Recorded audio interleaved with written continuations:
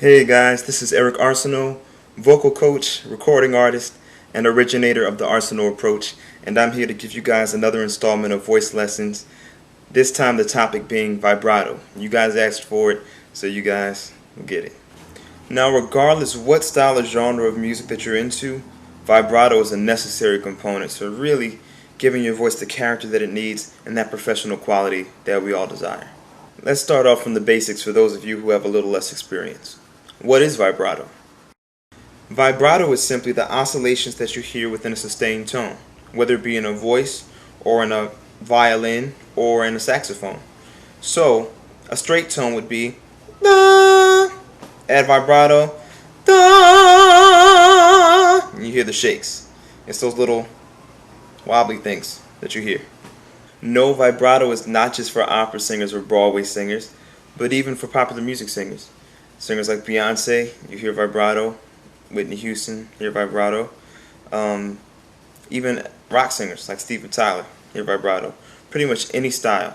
Now the way you use the vibrato might change depending on the style, but it will still be there. What we're going to start off with today is how to achieve vibrato first of all, so that you can get it going.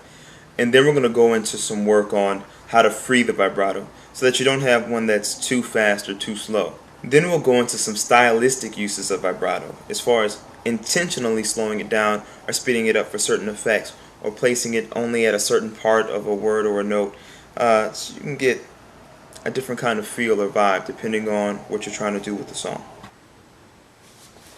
Let's start off with some ground rules for what a safe and healthy vibrato is and what it's not.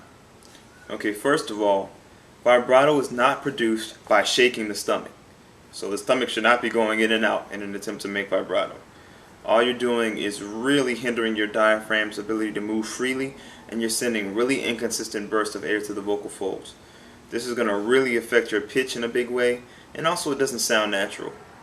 Number two, vibrato is not achieved by using what has been termed recently the gospel jaw. So it's not this. No. And I know we've seen old clips of Whitney doing it, but sometimes people sound good in spite of their technical flaws, not because of them. So Whitney Houston's shaking jaw is not what made her sound like that. So instead of ah with the stomach moving in and out, or ah with the jaw up and down, you would just have ah totally straight, free to move, steady, straight through. Now I kind of gave you a more pronounced version just then so you can get an idea of what we're talking about. But as you'll see in a little while, when we go into style, you want it to be a little more subtle sometimes. Unless you're doing classical styles or certain Broadway pieces. What we're going to start off with are some breathing exercises. Yeah, more breathing exercises. Remember, the breath is the foundation of your voice. That's how you make sound. As the breath travels up through the vocal folds, that's what produces sound. The breath is your sound. And how you take in your breath directly affects how you release your breath. So if we take the breath in more smoothly and easily, then we release it more smoothly and easily. And that leads to a free vibrato. Okay, maybe that was too much, but you get the idea. Oh yeah, and one more thing. Before we go any further, I've got to address this.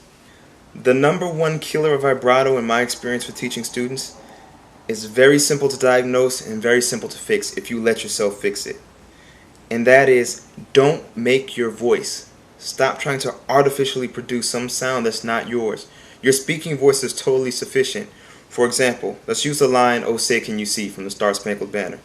If you speak the words, "Oh say can you see," then you should sing it something like, "Oh say can you see." Really simple, really easy. But if you speak the words, "Oh say can you see," and then you sing it, "Oh say," that's not your voice. You don't have to make yourself sing. I can't emphasize this enough. It seems so simple, but singing is just elongated speech or stretched out talking. The same ease that you use to speak is the same ease that you should use to sing. That by itself will do a lot to relax your throat and allow vibrato to naturally come in. So if you talk like this, then you sing like this. It's no big difference. You don't have to make your voice, guys or girls. I see, especially those who are influenced by Christina Aguilera, you don't have to artificially color up your voice. Oh yeah, you don't have to do that. Or the Beyonce clones and the Kim Burrell clones. You don't have to you don't have to do that to your voice. Let your speaking voice sing for you. That way, not only will your voice relax, but you'll have the character of your true voice, and your voice will have more life to it and more distinction. You'll stand out. Nobody else has a voice like yours, so let it show. So while we're on this topic, let's use the line, "Oh say can you see," as our litmus test to gauge our progress. So what we're going to do now is we're going to sing this line, then I'm going to take you through the breathing exercises, and then we're going to come back and revisit this line, and you should notice a change in not only how it sounds, but how it feels. So take a moment, stand up straight or sit up straight with the shoulders gently pulled down and back, ears over the shoulders. And then you're going to speak the words, "Oh say can you see." Now, I want you to sing it right around that pitch. Oh say can you see. Really easy. Now, let's try a little bit higher. Oh say can you see. Really easy. However you want to sing it, however stylistically you want to approach it, I don't care. It doesn't matter. Just make sure you approach it the exact same way after we do the breathing exercises so that you can notice the difference. Whatever pitch you want, ladies, guys, it doesn't matter. Start off someplace comfortable, then pick a slightly higher one. That way, after we're done with all this breathing stuff from the next video, you can come back, sing the line again, and you can say, "Oh, wow, it does feel easier," or "It does sound different," or whatever.